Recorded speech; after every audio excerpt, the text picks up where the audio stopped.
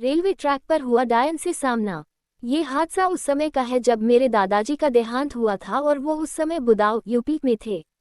मुझे उनका शोक संदेश बुदाऊ से 35 किलोमीटर दूर उनके गांव में देने जाना था। मैं गांव जाकर उनकी पैतृक परिवार को शोक संदेश पहुंचाया और फिर गांव से बाहर आकर बस स्टॉप पर खड़ा हो गया। उस समय वहां कोई भी गाड़ी नहीं थी। उस समय सर्दियां चल रही थी और मुझे बड़े जोरों की ठंड लग रही थी। मैंने थोड़ी दूर पर एक चाय स्टॉल वाले को देखा और उसके पास गया और उनसे गाड़ी के बारे में पूछा। उसने बताया कि अभी तो कोई बस नहीं मिलेगी, लेकिन इस रेलवे ट्रैक पर 1 किलोमीटर की दूरी पर रेलवे स्टेशन है और रात 9 बजे आखिरी ट्रेन जाती है। मैंने बिना देरी किए उस रेलवे ट्रैक पर चलना शुरू कर दिया। 200 मीटर चलने पर मुझे एक औरत दिखाई दी और मैं भागकर उसके पास पहुंचना चाहता था ताकि वो मुझे रेल के बारे में बता सके।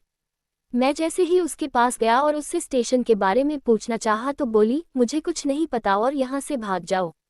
मैं उसके पीछे पीछे चलता गया और थोड़ी देर बाद देखा तो उसकी चाल मुझे अजीब लग रही थी। मैं अपने मोबाइल का टॉर्च जलाकर उस औरत को देखना चाहता कि ये औरत इतनी रात को इस रेलवे ट्रैक पर क्या कर रही है।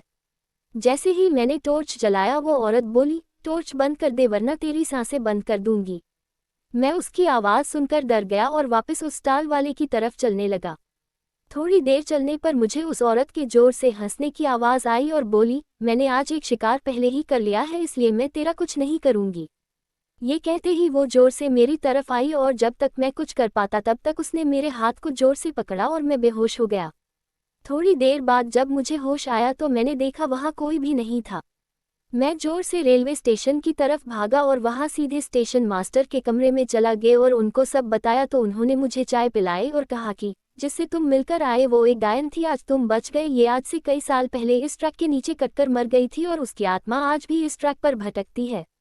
अब मैं सारा माजरा समझ गया और ट्रेन में बैठकर दादी के यहाँ चला गया।